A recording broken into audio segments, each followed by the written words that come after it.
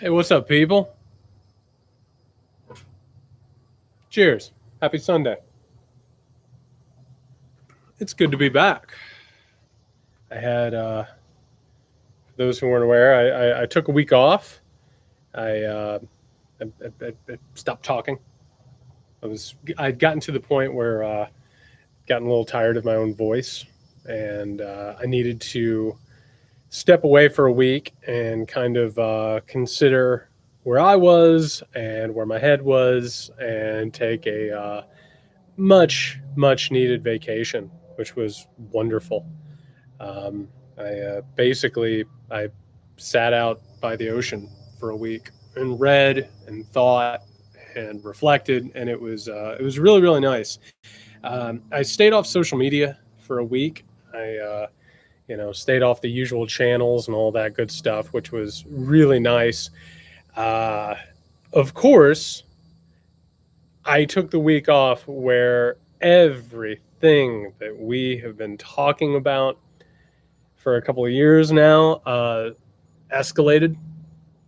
I've obviously been keeping my eye on the critical race theory stuff, and that exploded, which we got to talk about that tonight and what that's all about. Um, of course, if you have been watching these Bourbon Talks or listening to the Muckrake podcast, you probably were not surprised to hear not just the CRT shit, but also people going on OANN talking about executing traitors who stole the election. And I have to tell you, it was one of those things. It was basically everything in my power when I saw that to not just immediately throw my Valve silence overboard and holler all over the internet. But I gave myself some room. Needless to say, we'll record the Muckrake podcast tomorrow. Special guest right now, P. Dominic, is scheduled to make his long overdue premiere on the Muckrake podcast. Um, it's going to be a spirited conversation because this is where this whole thing has been going. I I want to say first and foremost that I really appreciate the support.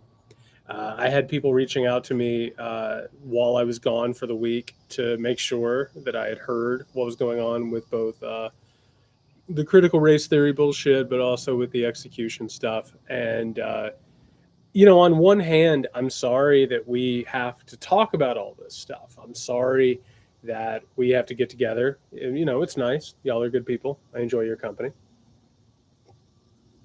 But I'm sorry that we have to get together and talk about this. And we've had to talk about this for years now. But I hope in a way that when this happens, you recognize where it came from, you recognize how it has happened, and you've been anticipating it. Because on one hand, I think a lot of people, on one hand, they're not ready to understand what's going on. There's a lot of people who, of course, who are in denial because it's a terrifying thing that we're talking about and that we're discussing right now. Um, there are other people who it doesn't behoove them. Behoove is maybe the right word. It doesn't behoove them to believe that things are happening in the way that they're happening or that we're in the middle of a crisis. You are not like that. Congratulations. You are facing this thing directly in its face. You understand what it is and where it's going. And so when things happen and all of a sudden they start calling for executions and imprisonments, um, you're not surprised. It doesn't make it better per se, but at least you know where it's coming from and you know how it's occurring. That is the first step into stopping this shit. It is a matter of being able to look it in the eye Oh, we're talking about DeSantis tonight. Do not get me wrong. We have to talk about DeSantis and what's going on. And we got to have a conversation about the ideological bullshit and what's happening. But we have to understand what the threat is. We have to understand, again, where it's going, where it's coming from. And we have to understand all of that so that we can recognize it, call it what it is, cut it off at the knees, and counteract it and figure out a better way forward. So I just want to say, as always, thank you for the support. This is a lonely thing. I mean, there are people who get it. There are people who talk about this. There's a small group of us who have recognized this for a while and have called it like it is. We've suffered for it. I'm not going to lie. We get a fair amount of threats for it because the people who are behind all of this and the people who are pushing all of it don't want people having these conversations. And on top of that, like polite society or professional journalism or whatever we want to call it, they don't want to look at this thing in its face. So I just want to say that it's been a lonely thing. It's been a frustrating thing. I sat and thought about that a lot over the past week, what this is, how we're doing it. Oh, absolutely. Twitter histories and our Twitter timelines are absolutely on the table to be held against us at some point or another. Nick and I were talking about this back during the Trump administration. It's like, you think that they're not keeping track of all of this stuff? There was targeted harassment that a lot of us couldn't talk about. Oh, yeah, on OANN. They were OANN. What a terrible network. I watched the Trump rally last night, and I had to watch it on Newsmax, and it was so over the top ridiculous over on Newsmax. I mean, these are real terrible operations. But on OAN, they were talking about, obviously, that the election was stolen and that the people who had stolen the election, that those people had committed treason. And they said it out loud. The amazing thing about that clip, if you go back and watch the guy on OAN talking about how people need to be executed, in the past, and this is one of the reasons why we were able to talk about this and see this thing coming, they would get up to the line of it and they would say it, and then they would hope that somebody else would go ahead and say it for them. And they would allude to it, right? They would go ahead and say, we used to have ways to take care of this. One of the ways that you know that this shit is escalating is they just say it out loud. And he just said it out loud. He said, we have ways to take care of this. Executions. They're not hiding it anymore. And as they escalate, and why, here's the thing about it, is why do they have to hide it? Because people are in such denial about it and they don't want to recognize what's going on, that why do you have to hide it? You don't have to. You just say it. And at this point, I mean, social media is set up for a bunch of people to have this normalcy bias, to believe that nothing's going to happen. It is basically this economic tunnel. I've been thinking so much about social media and our media landscape. I'll be writing about that more in the next couple of weeks, the stuff I've been thinking about. The internet. The internet is apocalyptic technology, which is something I'm going to get into here soon. But they have no reason to hide it. People, they don't have any reason to hide it. So they're just going to say it. There's no consequence whatsoever to saying it. But again, I just want to say thank you. And I hope that it has been helpful to hear that this is coming and be told that this was coming and understand it. I hope that has been helpful. Y'all have been wonderful and very, very helpful to me, especially during all of this and watching this sort of come into fruition. So, but we're going to get into questions because we have so much to talk about tonight. And we're going to go ahead and start with Steely John says, I can't figure out why people on the left rise to the debate about CRT.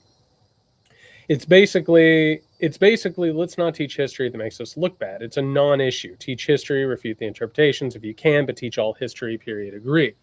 I don't agree with that. And I understand where that comes from. And the reason I think where that question comes from and that idea comes from is the current lens and framing of the critical race theory debate. So I want to go ahead and I want to set it out.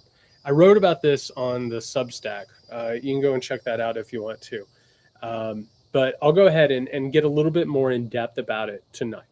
And this is something it drives me nuts that people don't get this on. And I'm talking about people who are paid to talk about this stuff. I'm talking about pundits who are like pulling down 6-figure salaries to recycle the same bullshit columns over and over and over again. There's a reason why nobody reads this stuff anymore. It doesn't offer anything. It's the same recycled stuff. And I have to imagine that there are some people who are watching tonight or watching this later who, maybe you started paying attention to politics in the era of Trump. So you now have 4 or 5 years of paying attention to politics under your belt. First of all, welcome to the club. But you probably noticed by now, it's almost like being able to see the horizon, right? You finally start to understand, oh, that's how the horizon works. And, obviously we're on this round rock. It's the same columns. It's the same columns, the same bad faith, ugly, stupid, clumsy takes all the time. And you'll notice that all the people who were pulling in like 6-figure salaries, they're the ones who are just recycling this stuff. They're just on cruise control. There's no reason for them to be like interesting or thoughtful. They're not paid to do that. So here's the thing that the media is getting wrong. This isn't actually about critical race theory. Let's go ahead and get a definition of critical race theory on the board. Critical race theory is an academic type of mindset. It's a way of looking at power and white supremacy and prejudice in systems of law and institutions. And yeah, it includes some history. But this is like way up there, advanced level stuff. CRT is something that you are learning in graduate programs. And I'm not talking about leftist graduate programs. Like, this is accepted academic pursuits. That's not what they're talking about. Critical race theory is what they call it because those words together, they light up all of these mindsets, right? And they play into all this white supremacist paranoia. It's a winning phrase. That's all it's about because it's got critical race theory, right? So it's not actually about CRT. What they're fighting against is they're fighting against any type of discussion, any type of research, any type of inquiry that doesn't conform with the right-wing ideology and reality. This is not against critical race theory, although obviously critical race theory comes into the conversation. This is against anything that goes against Republican, right-wing, hyper-capitalistic ideology, orthodoxy. That's all it is. Now, one of the things I want to point out, and I have to tell you, so for those of you who have been watching these, I'm working on this book, Midnight Kingdom. Right now in Midnight Kingdom, I'm in the 19th century. And you know what I'm finding in the 19th century? Is I am finding that all of the major powers, okay, and this is post-French Revolution, and they're all conspiracy-minded. You have no idea. They're all obsessed with this idea that there are these like Freemason, Illuminati, anti-Semitic, Jewish conspiracies out there to overtake monarchies and institutions of power, including religion and politics and economies. Well, so in order to fight against those, all of these right-wing reactionaries, what they do because they're afraid of revolutionaries within their countries, what they do is They overreact. They create a bunch of secret police and a bunch of laws that make sure that nobody is allowed to talk about the stuff that could possibly hurt their power or reveal their power. That's one thing they do. But the other thing that they do is they crack down continually on education and culture. This is about cultural hegemony. This is about taking over reality as we know it. And it's about making sure that people do not understand what has happened in the past, but also what is happening right now. This is not about critical race theory. And if you listen to any of the Republicans, they have no idea what this thing is at all. None of them can describe it. None of them know what it is. The only thing that they understand is that there's stuff out there. There's information out there that can possibly hurt their power and their profit. That's all they care about. And they live in a country where they are increasingly and historically unpopular. The only way that they are going to be able to hold on to power is oppression. That's it. That's it. That's it. It's not about critical race theory. It would be one thing to have multiple conversations about history, but that's not what's happening here. If you want to go in and you want to have a conversation about historical interpretation, any history professor worth their salt can have that conversation. That is not what this is about. That is not what this is about. And Chris C. says teachers are now square in the crosshairs of the right and their assault on history and truth. And that's 100% right. Is because I have to tell you, they are getting ready to come after academics and teachers. That's the entire point. And Carolyn just brought this up. In Florida, they're already ramping up to make the teachers tell the state what their quote-unquote political ideologies are. It's because they're going to clean house. They're going to claim that there's a crisis within the academy and also in public education, and they're going to fucking fire people. That's where this is going. The more that they lose control over culture, the more that they lose control over politics, the more they are going to crack down on people who do not agree with them. I have bad news about all of this. Right now, where we are is the beginning of a larger trend. We're already far down the slope. Do not get me wrong. No, CRT is not controversial at all. Everybody knows that there is systemic racism in our institutions. The disagreement is about how to fix it. That is the only disagreement that there actually is. Period. Period. That's it. And I have to tell you, and I don't talk about it all the time, I am an academic. I work at a university. I am a professor. We have already seen the writing on the wall. We have already been told, because I live in a red state, that this shit is coming. It's coming. Period. Everyone thought that the academy was just going to kind of get left alone, but it hasn't been. The academy has been under attack for decades now, both in terms of the corporatization of the academy, but also in terms of funding and in terms of ideology. This is just another step down the road. Now, Chris C. says the teachers are under assault, which is 100% right. And I have to tell you, as a person who's in the academy, I feel it. I feel it. I feel the pressure of it. I know that it's there. We've been targeted. I say we. I've been targeted for years. I've had people come after me as an academic for years. It's coming. They can't tell me to stop talking. I will not continue if I get pressured like that. It's just that will not happen. I will have to figure out another way to live.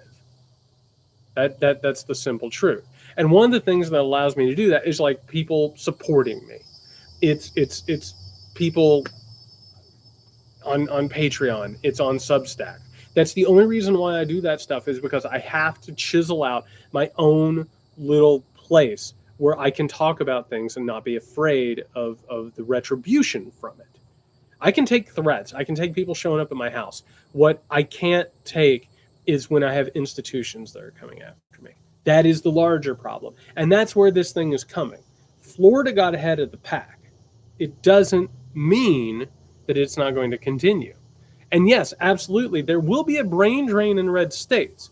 But listen to this, and this is part of the problem. Academia has been so screwed over in terms of labor.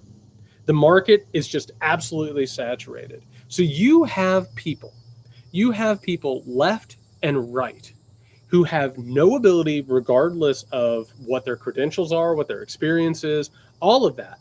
They have no ability to go out and get another job. They have a captive labor force. That is one of the bigger problems at universities. They are able to pay us less, they're able to give us less job security, and all we can do is sit there and take it and smile and say thank you. That is part of the problem. Chris C. says, what do you think teachers can do? The question here, and this is part of the problem, is that labor unions and labor solidarity in this country have been intentionally undermined. If we lived in a country with better labor, if we lived in a better country, we would be seeing people push back on this. People are terrified. People are absolutely terrified to talk about this stuff. I have academics who write to me constantly and come up to me constantly, and they're like, I would be terrified if I was out there talking about this stuff. And I understand it. When I started doing this thing, I was terrified. Absolutely terrified. I'm not now, but I used to be terrified. They keep people silent all the time. So it depends on how much people push back. Because it's some, and I have to tell you, it happened this week. Florida announced they were going to start having an ideological test for their teachers and educators. In a country that made any sense, in a country that wasn't terrified and exhausted and wasn't just completely inundated with too much information, it already would have been an outrage. Congratulations. You have the appropriate level of outrage over this. Other people are in denial. They're like, yeah, DeSantis sucks, and it sucks what the Republicans are doing in this country. It'll figure itself out. There's no way they're going to go full fascist. Meanwhile, Tucker Carlson says on his show, we are going to elect a fascist. We're going to have a white nationalist movement. He said that last week. We talked about it on the Weekender on the Muckrake podcast. You have people going on TV talking about executions. You have left and right, these conspiracy theories. These conspiracy theories are continually pushed over and over and over again. We have people killing each other in the streets. People driving into each other. We have laws that are making it legal to go out and kill protesters. In this country, the outrage is like it's like 2% of what it should be, if not 1%, if not 0% of what it should be. This country is in incredible danger, and if you try and tell people that they're in danger right now, they're like, "Oh, I'm so tired of hearing that negativity. I'm so tired of hearing about it. I'm so tired of thinking about it." I'm telling you, when this CRT thing happened, we got on the podcast and I told everybody who would listen, I said, this is where this thing is going. And here we are. And it's going to get worse. It's going to get worse. You're going to see red states, particularly red states that are in danger of turning blue. Purple states, if you will, or have already turned blue. You're going to see them start threatening the funding of academic institutions. You're going to see them pressuring people. You're going to see them harassing people. You're going to see them surveilling people, particularly in this new Zoom-based culture. It's going to get bad. It's going to get bad. And the reason that I knew that, the reason that I knew it was going to happen is because they don't hide any of this stuff. And on top of that, I want to tell you again, and hear me out here, because I'm not, and again, I say this all the time, this isn't tinfoil hat bullshit. The reason that it's obvious is because this is what history shows us. Right-wing reactionaries, when they're afraid of losing power, they crack down on this stuff. They crack down on democratic institutions. After the French Revolution, they either got rid of any democratic principles in these countries, or they just kind of like screwed people over in elections. They just overturned them. They said, congratulations. Or they went after educators. They went after institutions. They went after the culture. That's what they're doing. That's what they're going to do. It's just what's happening. Chris also asked, do I have any thoughts on the Catholic bishops trying to twist Biden's arm? This is unfortunately one of the things that you see with religious institutions and presidents. They try really, really hard to try and get one over on them. It's not that big of a deal, honestly. It sounds bad. It looks really bad in the headline, but it's political jockeying. That's been going on for centuries too. It's just like this constant dance and battle for power and leverage between religious institutions and leaders and secular leaders. That's what's going on. Mikey, I keep thinking about theory of knowledge. I have this feeling if people had the tools to know they'd been lied to and used, that a lot of this hard work of quote unquote uniting kind of does itself. Exactly. That is exactly the case. The problem is that people are kept ignorant on purpose. What happens is that you have a bunch of people who haven't been taught actual history, who haven't been like given an education the way that they've needed it. They've been completely indoctrinated and told one lie after another. That's what happens. If people knew how this country had actually been run, if they knew actual history, if they knew actual politics, if they knew any of this stuff, how all of this stuff is actually, Sarah, I'm going to answer that in a second, actually. If they knew that, like the jig would be up. What keeps so many people in this hibernation, what keeps so many people lost in these mythologies is a story that you have to overcome. It's like a religious indoctrination. You grow up with this stuff. Your parents teach it to you. Your grandparents teach it to you. It's your custom. It's your tradition. It's like trying to get away from a religious institution. Like all of a sudden you're like, what do you mean that the founding fathers were not only white supremacists, but classist? What do you mean the government of the United States of America was designed to hold down poor people, LGBTQ people, and people of color and women? What do you mean by that? And then all of a sudden you have to fight against decades upon decades of indoctrination by people that they love and they care about. It's like trying to escape religious indoctrination. But that's exactly right, what Mikey said. If people understood this stuff, if like actual history was getting to them, if we had a country that had an actual memory and an actual conversation about power dynamics, you'd see a whole different country. But it's that indoctrination. That's one of the most powerful things that America has going for it, is the mythology of American exceptionalism, which is what they're trying to perpetuate and they're trying to reinforce. Sarah says, and I've got somebody else who asked about this too. Sarah says, what do I think about Trump going to jail? And Carolyn said about the fact that Trump no longer has immunity. So here's where I'm at with all of this. Caroline, I'm going to talk about that in a second too. So Trump going to jail. Listen, I'm so sorry. I've rained on a lot of parades in these things and on the podcast. I'll believe that Trump will be held accountable when it happens. He is a very, very powerful, wealthy white man. I don't believe that he's going to go to jail, and I won't believe it until he's in jail. I just, there's that. I know they're going after the Trump organization, and obviously they're a bunch of crooks, but that to me right now feels like one of those situations where they'll go after the organization and there will be, maybe some penalties against them or something like that. But I have a really hard time believing that he's going to get held accountable. I wish it was true, but the idea of an American president going to jail, I mean, you're watching the government right now, like work overtime to keep him from being held accountable. I would love to think it was true. I would love for it to happen. He certainly deserves to go to jail, and not just for taxes either. My God, and election finance violations.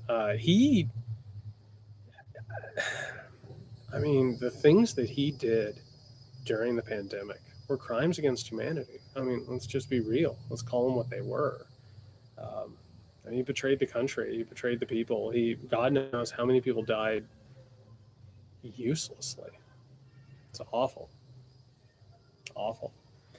News99 says more and more progressives seem to think the fascist will eventually win, and it's only a matter of time. What do you think? I don't believe that.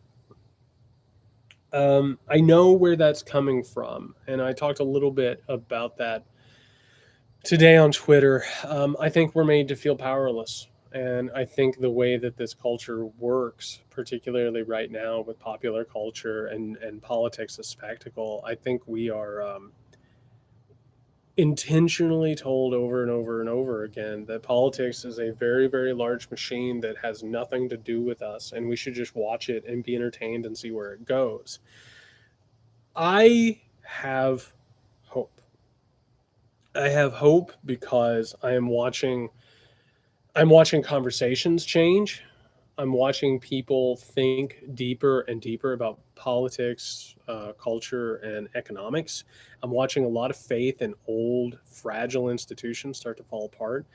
Frank Luntz was talking, I want to say it was last night. Had to have been. I mean, I've been off Twitter for forever.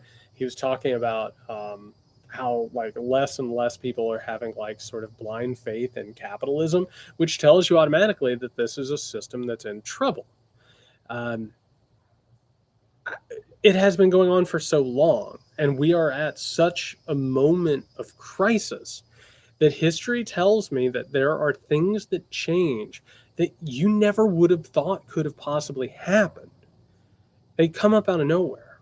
Well, not out of nowhere. Later on, you can see where they came from, but I think there's a real possibility that we are at a crossroads and something really amazing could happen. Something progressive, some kind of major reform, some sort of movement or energy. If we can figure it out, if we can put a name on it, if we can have the imagination. That's what we're lacking right now, is because so many of us are like, oh my God, this is all over. And I have to tell you, that's one of the reasons why I do what I do. I want people to understand how bad things are. I want people to understand that unless you get in the fight, unless you put some skin on the line, unless you start working towards something and start imagining towards something, unless we call this broken system a broken system, we're not going to find a new way. We're just not. I have hope. I have more hope than I've ever had. I really truly do. I really truly have more hope than I've ever had. It is not going to be easy, and there is a reason why people are frustrated right now. And a large part of it is the fact that our institutions are completely wired to go against change and status quo. I'm not a moderate or a liberal.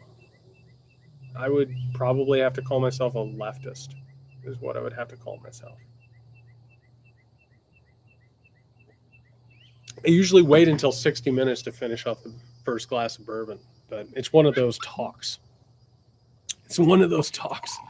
Well, here's the thing. John says you need something big like a depression to spur any change. I mean, something like a massive pandemic, massive economic crisis. We've got all those coming. Don't kid yourself. And we are at a point right now with the economy and politics that like things are things are in danger of getting real bad real quick. We are at a point politically and economically where if you told me there was some major war or conflict coming down the line, I would not be shocked.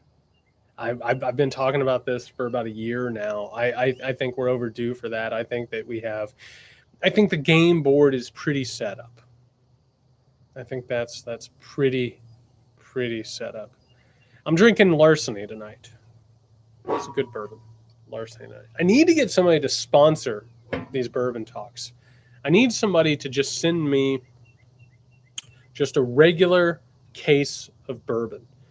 We need a we need a Bourbon Talk sponsor. Is what we need. That's where this thing needs to go. Civil war or foreign war? Probably both. Probably something combination.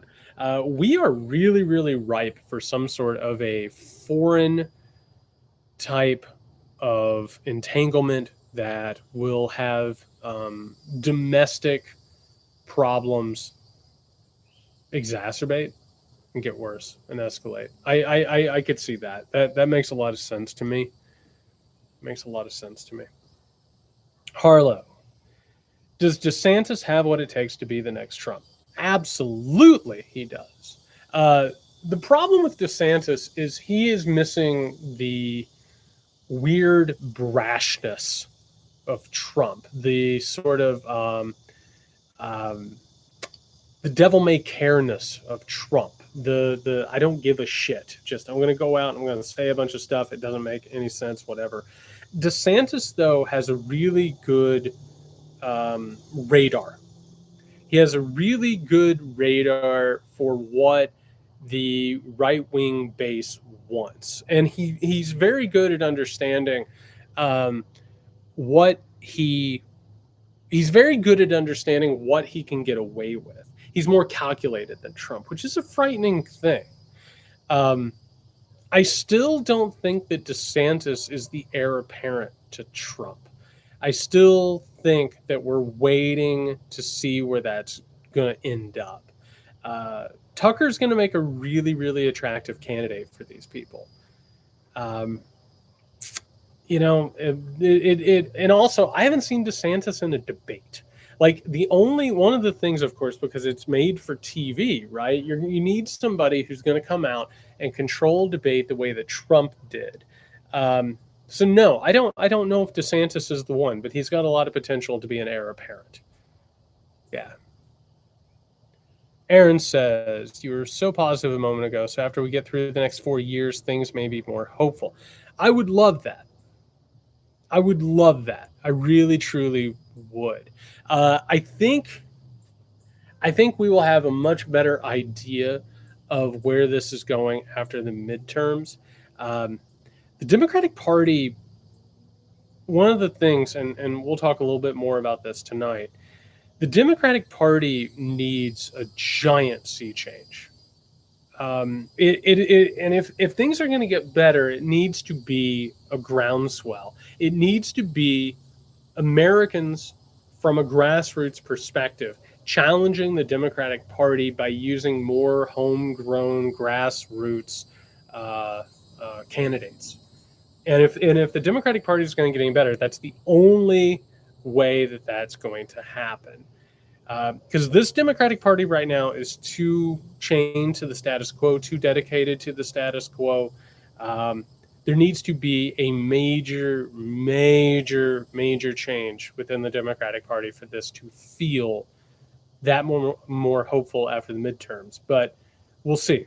We'll see. And the time is right now. The time is right now for the left and American citizens to get on this thing.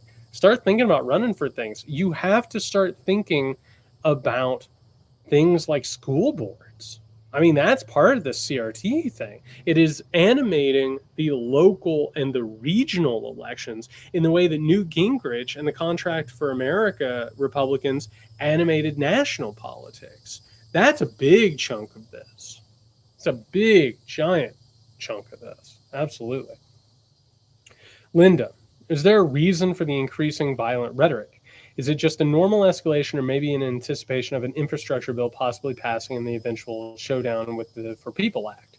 The reason why it's escalating is a bunch of different reasons. One is that the Republican Party is more and more unpopular, historically unpopular. They are reviled, and they are losing control of states that they never thought they were going to lose control of. I'm talking about Georgia. I'm talking about Texas, Arizona. They're in a position where they have no electoral viability anymore. The only way that they can have electoral viability is, of course, destroying democratic institutions and disenfranchising people. And the only way they're going to be able to do that is if they get their base excited to the point where people are just like, yeah, absolutely, destroy democratic institutions, overthrow the country. And that's one of the parts that they're trying to get over right now. But this is something I keep talking about. And remember this when you're watching these clips, when you're hearing Tucker talk, when you're hearing the far right talk, when you're seeing like all of these escalations, remember this. Hypercapitalism is in trouble right now. And the more that it is in trouble and the more they lose control over all of these systems of power, the more desperate they're going to get. And what the right continually does whenever they start losing control of power, whenever their grip starts slipping, that's when this dangerous rhetoric starts going. This isn't the first time they've done it, but it is a new type of thing. They've done it in the past. They've always sort of flirted with these really, really dangerous white supremacist terrorist people.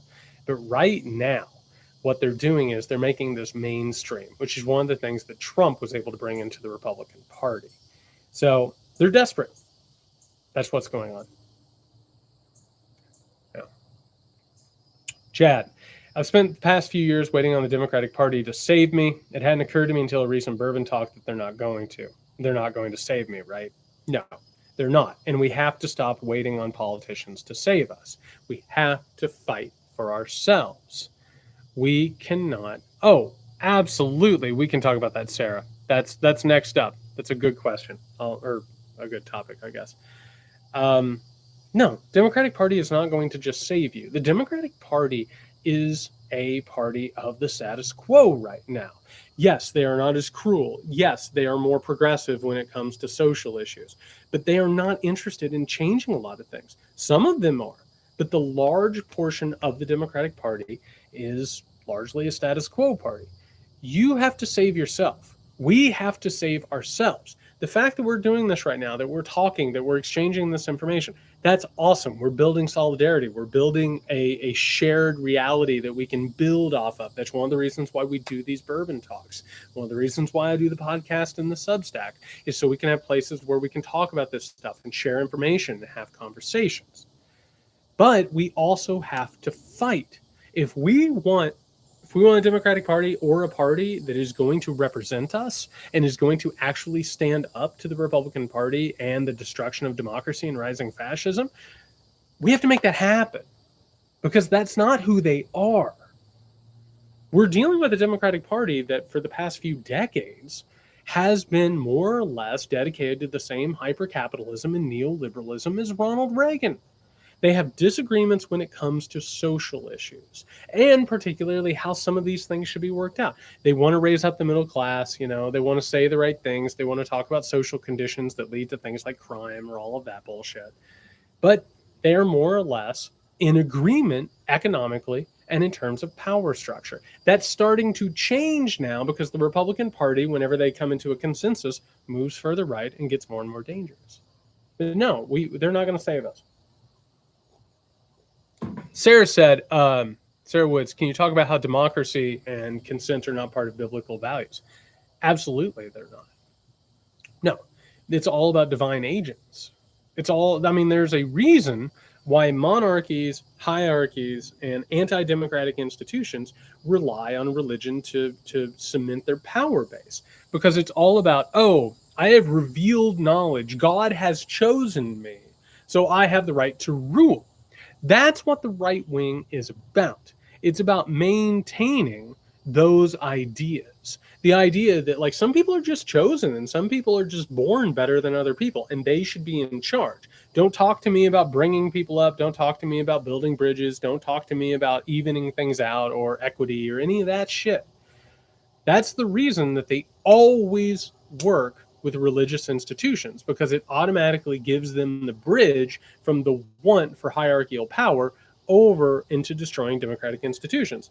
Democracy was one of the worst things to ever happen to the right wing and also religious institutions. They are incompatible. They are incompatible. Tanya, Trump is no longer we answered that. Yeah, the authority of it, or being held accountable, I should say. Sarah, I don't know exactly how to ask this, but are Trump supporters gone, for good?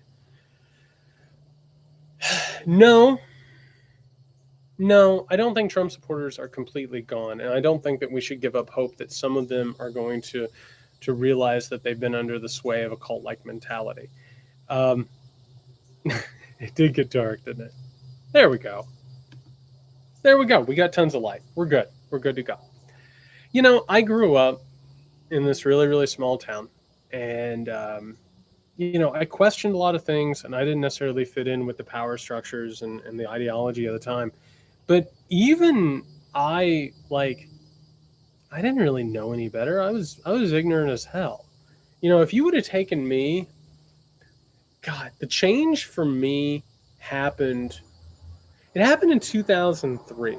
It happened with the run up to the Iraq War, and I realized that the Iraq War was illegal and cruel and awful, and that made me want to learn. That made me want to understand politics. Like I was like, oh, this is obviously a bad thing.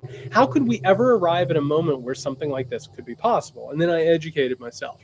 Before that, I was ignorant and I was cruel. And I have to tell you that 16-year-old me to like 21-year-old me, like if you would have taken him out and you wouldn't have like got him out of that mindset, I probably would have been a Trump voter. And a lot of it had to do with my familial history. A lot of it had to do with untreated mental illness and anxiety and trauma.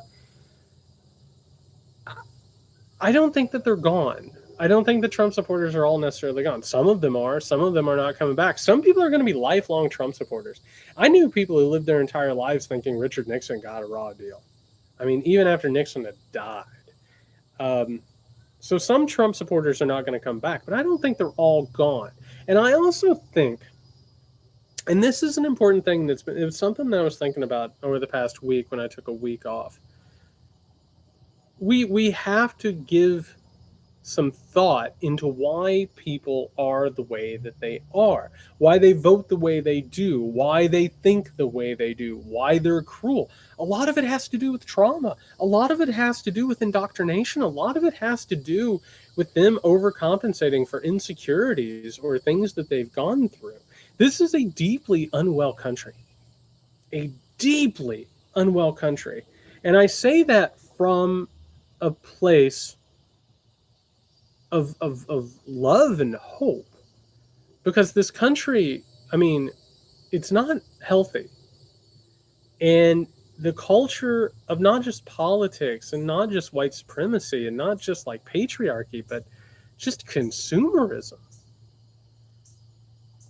it preys on the worst parts of a person and it brings out the worst parts of them. So much of our system of power and control is built on the idea that human beings are wicked and wretched and ugly.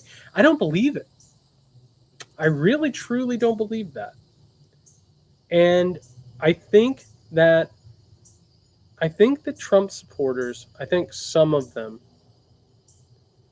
might come back. And I think some of them are going to deal with some fear and they're going to have to deal with some real shame. They're going to have to deal with some real shame. But I don't think that they're all just gone. There are some who are gone. There are some who are gone. But yeah, I think healthcare is a big part of it. If we had healthcare, if we changed the way that we looked at mental health care and the way we looked at insurance and all that stuff, and we allowed people to have access to it, I think you would see a major sea change in this country. Again, I had a conversation with his niece, Mary Trump, and Mary Trump and I were talking about it. It was like, there is a major mental health crisis in this country. And Trumpism and this rising fascism is also about all this. I mean, fascism is about playing on the insecurity and the mental unwellness of young white men. That's something to remember. So no, I don't think they're gone. And I know that from personal experience. I didn't really mature and understand politics and the world until I was like, my God, 2003. So I would have been 20, 21, 22. I think there's hope. I think there's definitely hope. God knows what would have happened with me if I wouldn't have had the right mentors, the right classes, the right education, the right experiences. God knows what would have happened to me. I'm so lucky. I'm so lucky. Yeah, Ronald Reagan, absolutely responsible. Oh, God, what a terrible influence he was. Jennifer Joyce, I'm watching more and more people join the denial club as things get worse in this country. Any tips or advice on how to jolt people out of their daily routines and make them pay attention and take action? Yeah, you talk to them. I know that that's not an easy answer, but we have to talk to them. We have to have real conversations. I mean, so much of our conversation in this country is based on exchanging what I would call headlines. You know, you just kind of talk about what's in the news, and then the other person just is like, "Oh, that's terrible. Oh, that's terrible." You got to have real conversations. You got to have emotional and intellectual intimacy. And I think once you do that, like people are afraid. And oh, Shane, I'll answer that in here in just a second. Actually, that's a good question too. Um, but yeah, you a lot of people are actually really afraid about what's going on right now, but they don't want to admit how afraid they are.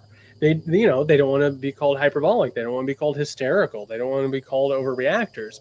And if maybe they're waiting on you to talk to them about it, they might not know it's you, but they're waiting on somebody to talk to them about what's going on. I keep saying this in Bourbon Talk because this is a big part of it. We are establishing a shared objective reality. If we can have conversations about this stuff, if we can compare notes, if we can say, you know what, this is a frightening thing, this is an actual crisis, we can make a difference. And knowing that other people see it and feel it and know it, that can change things. That allows you to live and be like, okay, I am not overreacting to this thing. So Shane, I read over the course of over my sabbatical of the past week, I read a bunch of books. I will say one thing that I read, and this goes back a little bit to what I was talking about. I read "The Body Keeps the Score," which is about trauma, and I'm a trauma survivor. I'm an abuse survivor from when I was very, very young and into my young adulthood. It was really good to read a book about being a trauma survivor and being an abuse survivor and what the brain does and how it works. And it definitely, it made me think a lot about who I am and what I've gone through and how I got to this moment. And again, politically, it made me think a lot about where other people are. And The Body Keeps the Score was really, really good. I recommend it wholeheartedly. I also I read a couple of novels that were pretty good, but I also I read by Baudrillard. I read The Illusion of the End, which is a really good book. It was written in the 1990s, approaching the millennium and talking about our obsession with the apocalypse. The book was The Body Keeps the Score. Really, really recommend it. It's a hard read if you're an abuse survivor, like myself, but I wholly recommend it. Wholly recommend it. All right, we got a few more. We're getting up on an hour. Dr. G says, Jared, please explain how the corporate kleptocracy is funding the current horror. That's it. I mean, that is the long and the short of it, is that we would not be in this situation if it wasn't financially beneficial to a large group of people. The Republican Party is not a political party. It is a public relations front for the exceedingly wealthy who want to get rid of government in totality. They are not interested in having a functional representative government. In fact, while we're on the subject, our founding fathers really weren't interested in having a functional representative government. They were interested in having a government that served the whims of white, wealthy, slaveholding, aristocratic men. That was all they were interested in. And, the more that the more that I'm studying, the less I am inclined to call the American Revolution a revolution. It was a rebellion. It was an economic rebellion. It was about getting rid of the overhead of having to send money and goods and taxes over to England, and it was instead a liberation of the wealthy class in America. That is what corporations want. That's what the wealthiest people want. They want to go ahead and dismantle government as a representative body. Again, the worst thing that's happened to the wealthy and the powerful was democratic representation.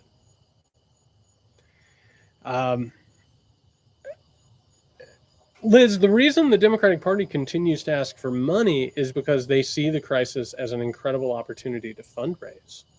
One of the things that the Democratic Party, or at least large swaths of the Democratic Party, do is they see all of this as being a really good opportunity to go ahead and raise up a lot of money, improve their infrastructure, improve their ranks and their coffers, but not really do anything. I mean, Joe Manchin seems like an outlier. Kirsten Sinema seems like an outlier, but there are a lot of Democrats who are not interested in changing the world. They're not interested in really moving things around or, shaking up the snow globe. They've got it pretty good because they're wealthy and they're powerful. This system has served them really, really well. I mean, Joe Manchin is a multimillionaire. Why would Joe Manchin want to change anything? He's there to help himself and the people around him. I mean, we have to start electing people who are not incredibly wealthy and powerful. We need to start electing regular people. We need to start electing people that we can trust, who want to go in and actually change things. That's the whole point. We have a lot, it takes so much money and so much support from the moneyed class to run for the Senate now. Millions upon millions of dollars. That's terrible. That's not the way this thing should be. We should get to the point where regular people can get into a position of power and influence and change things. We can change that. And over the past few years, we have seen that small donor donations have made it possible for those things to happen. But we got to start working towards that. No, not a kleptocracy. I think that is a terrible idea. A kleptocracy is where you just randomly take people from the population. No, I don't believe that at all. I'm not into that. I've always thought that was... you always hear that on like some podcast or like late in an interview on like The Atlantic or something. I think that's a terrible idea. Oh my God. I think that's such a terrible, terrible idea. But I do think that we need to make it to where like more trustworthy regular people can get into work in representative government. But that's not what the wealthy want. That's not what the Republican Party wants. They want to destroy the representative government in totality. There's a reason why Mitch McConnell does what he does. He doesn't want bills to get through. There's a reason why Congress doesn't really do anything. They don't want to do anything. They just want to stop it. They just want to log jam it up, and they want the appearance of representative government. They want you to feel like you have a say in things when you go to the polls every 2 or 4 years. But they don't want anything to actually go. They want an illiberal democracy. They have their eye on the prize, which is, again, like Putinist Russia. It's illiberal democracy. They want to get to the point where, like, you have rights, but you're afraid to use them. Like, yeah, you go and vote, but, I mean, the guy in charge is going to have 98 to 99% of the vote. That's what they want. That's what the wealthy and the powerful are actually trying to get at. So yeah, that's how the corporate kleptocracy is funding the current horror. And on top of that, all they want to do is they want to exist above nationalism and above national politics and politics in general. And they just want to use slave labor, underage labor, and the global financial system to just make more and more money and gain more and more power. That's what they want. How do they sleep at night accepting our taxpayer dollars? They truly and honestly think that they are the best people for the job and that that's what they should do. They really, truly do. They have just worked themselves into such a delusional mindset. I mean, some of them know what they're doing is wrong, but most of them, they're pretty delusional about who they are. Sauce says, why are we bombing Syria? It sounds like there was a drone attack, but the bigger answer is that if America's not going to bomb other countries, I mean, what is America? That's who we are. we have to remind people that, like, if anything happens and we're not totally for it, we're going to go over there and bomb you into a stone age, or we'll deal you some weapons after we're done. I mean, that's who we are. All right, we're 15 seconds out. I'm so glad that we're doing this. This is really nice. Always is. 10, 9, 8, 7, 6, 5, 4, 3, 2, and 1. Cheers.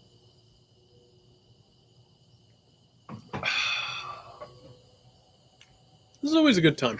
I always enjoy it. Talk about serious shit, but I'm glad we do it. I'm really glad we do it. It renews my faith and hope, and it makes me feel, again, like I'm not alone, which has been really, really important throughout this whole process. If I could go back in time, back to 2016, when I was like sneaking into Trump rallies and explain to myself what this is. Oh, yeah, Sarah, absolutely. I'll talk about that here in just a second. If I could go back and tell myself that this was something that was going to happen, I would have a hard time believing it, just in terms of what's happened politically, but also in terms of like being able to do something like this. So that's, thank you. It's been really, really hard talking about this stuff and talking about the crisis and having so many people in denial about it. And y'all make it better. You really, truly, truly do. Okay, I got 2 questions here. Sarah says, can you talk about philanthropy and the way the world's wealthiest people buy the silence of ethicists? I'll tell you a quick little story. Back during the Gilded Age, and listen, if this reflects or resembles anything from current times, forgive me, but the people who were responsible for the infrastructure of the new modern world, I'm talking about, trains, I'm talking about wires being strung up, possible electricity. I'm talking about the infrastructure that led to the robber barons and all of these monopolies.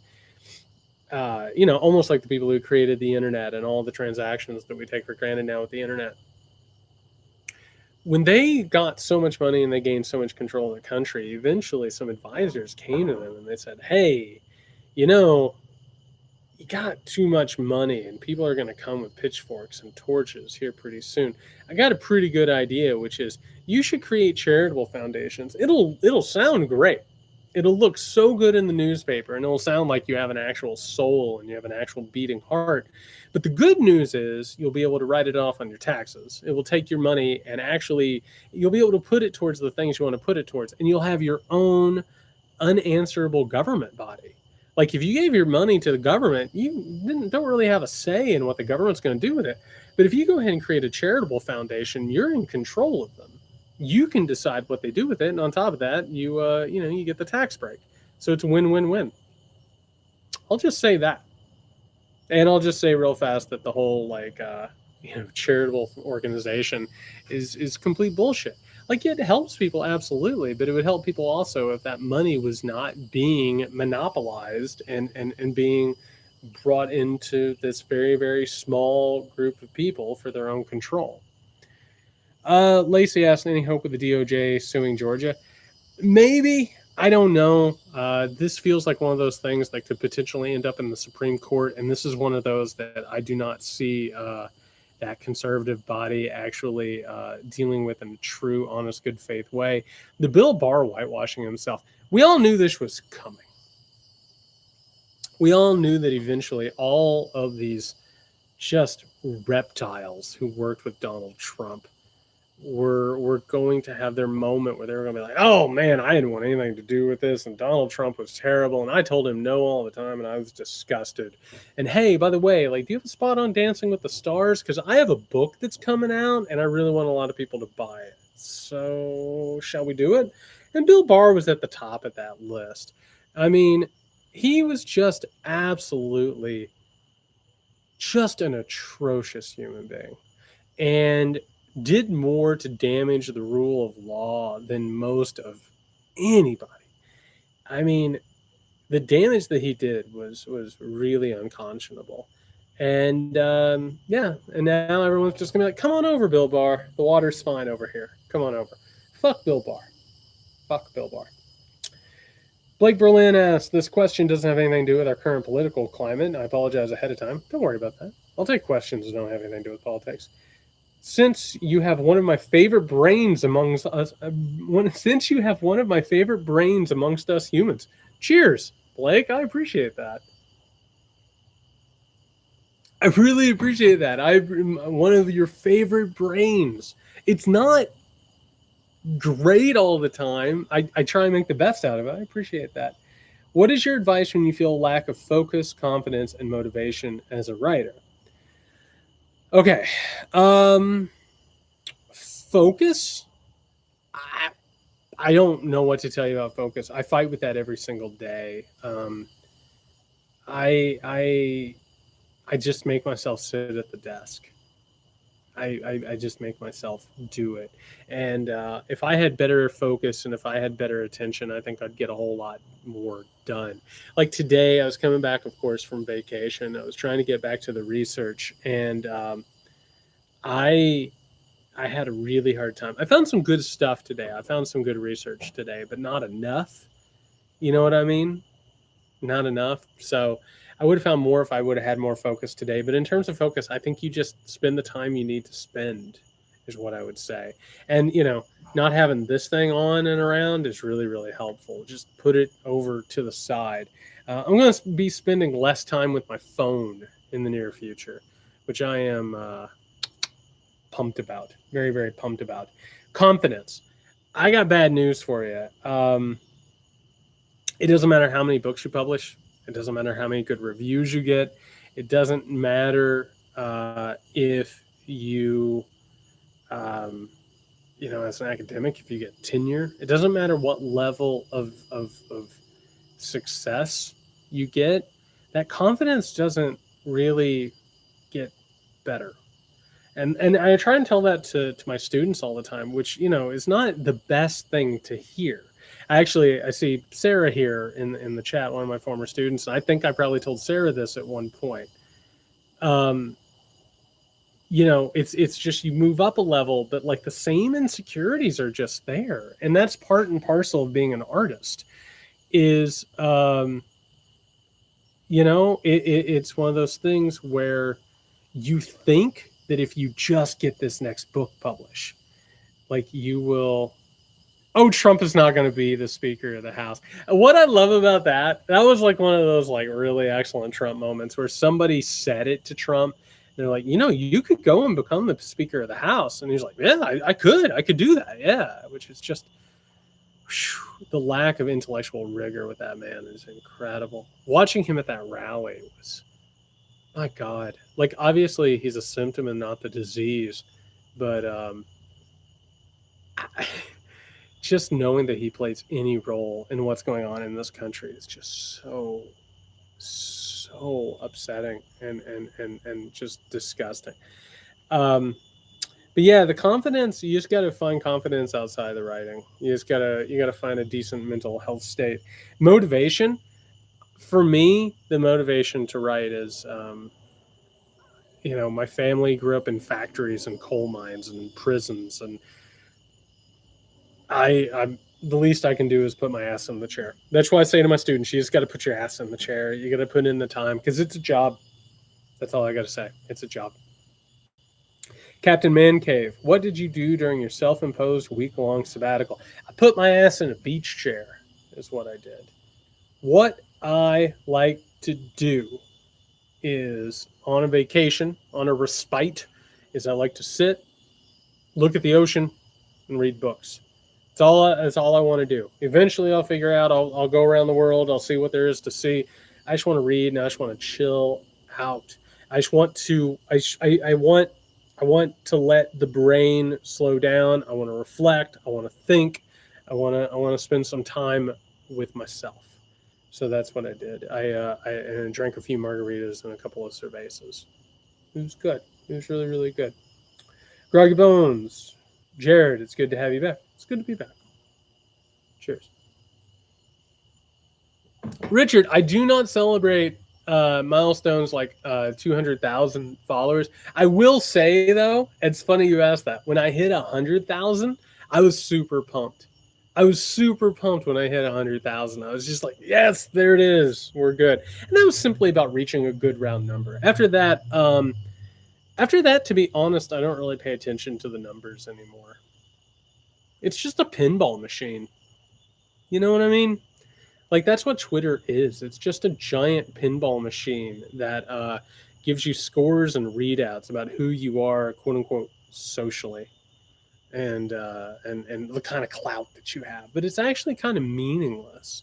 I mean, I think I'm able to use Twitter for good. And for those of you who've been following, Bourbon Talks for a while, you've heard me talk about this. Like I was like, man, I'm really bummed out about this social media stuff. And I was like, to I want to use it for educational purposes and to seed possible change and to start growing some sort of a network of change and reform.